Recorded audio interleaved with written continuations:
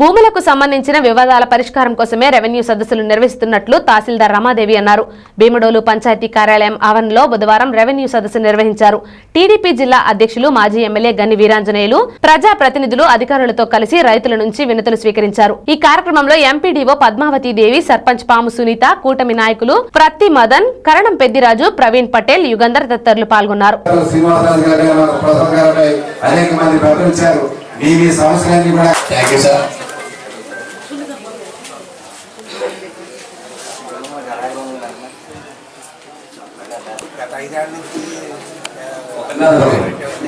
Survey చేస్తే పాపనగరాలు అయినా సరే ఏం లేదండి.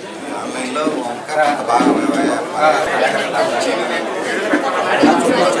సరే అందరూ తీసుకున్నారు.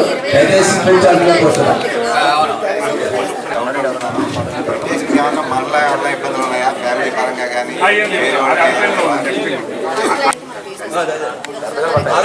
ఎవరైనా సార్కి ఉంటే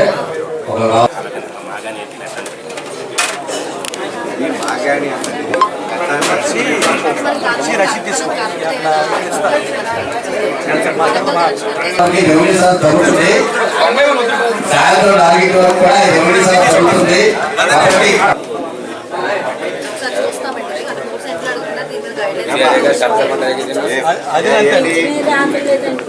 తర్వాత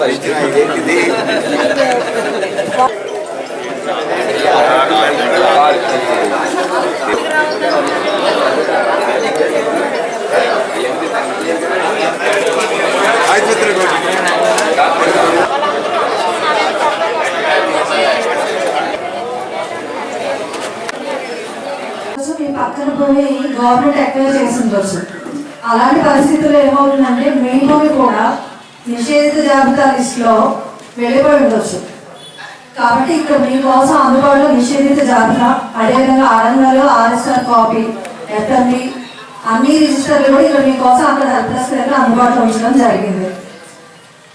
మనకి రాష్ట్ర ప్రభుత్వం నుంచి కొన్ని సర్వీసెస్ ఏవైతే మీకు అన్ని కానీ అరంగల్ కానీ అలా ఒక 49 రకాల సర్వీసెస్ని యూజర్ ఛార్జెస్ లేకుండా మీరు జనరల్గా ఒక మ్యూటేషన్ అప్లై చేసుకోవాలి అనేసి అంటే 150 రూపాయలు మ్యూటేషన్ పట్టదారు పాస్బుక్. సో ప్రభుత్వానికి చెల్లించాల్సిన చలానా మాత్రమే ఇప్పుడు మీరు 100 రూపాయలు కడతారు. ఏదైతే యూజర్ ఛార్జెస్ అని చెప్పి పైన 50 రూపాయలు అదనంగా పడతాయో అవి తొలగించబడ్డాయి. కేవలం ఈ రెవెన్యూ సదస్సుల్లో మాత్రమే ఈ అవకాశం ఉంది. గత ప్రభుత్వంలో చేసినటువంటి ఇబ్బందులన్నీ కూడా పక్కన పెట్టి ఒక ధైర్యంగా ఈ భూమి నాది, పొలం నాది, అది స్థలం నాది అనుకునే విధంగా అందరికీ కూడా రెవెన్యూ పరంగా భద్రత కల్పించాలనేది ప్రభుత్వ లక్ష్యం. కాబట్టి ఈ లక్ష్య సాధనలో మనమందరం కూడా కలిసికట్టుగా పనిచేసి మన సమస్యల పరిష్కార దిశలో అధికారుల యొక్క సలహాలు సంప్రదింపులు చేసుకొని ఎవరైనా ఉంటే ఎంఆర్ఓ గారికి, ఎంపీఓ గారికి ఏ డిపార్ట్మెంట్ అయితే ఆ డిపార్ట్మెంట్ మీరు చెప్పి మీకు మేము కూడా ఎమ్మెల్యే అమర్నాథ్ గారు కానీ లేకపోతే ఇక్కడ లోకల్లో భీమడోలో నేను కానీ మేమిద్దరం కూడా మీ అందరికీ కూడా అందుబాటులో ఉంటాం.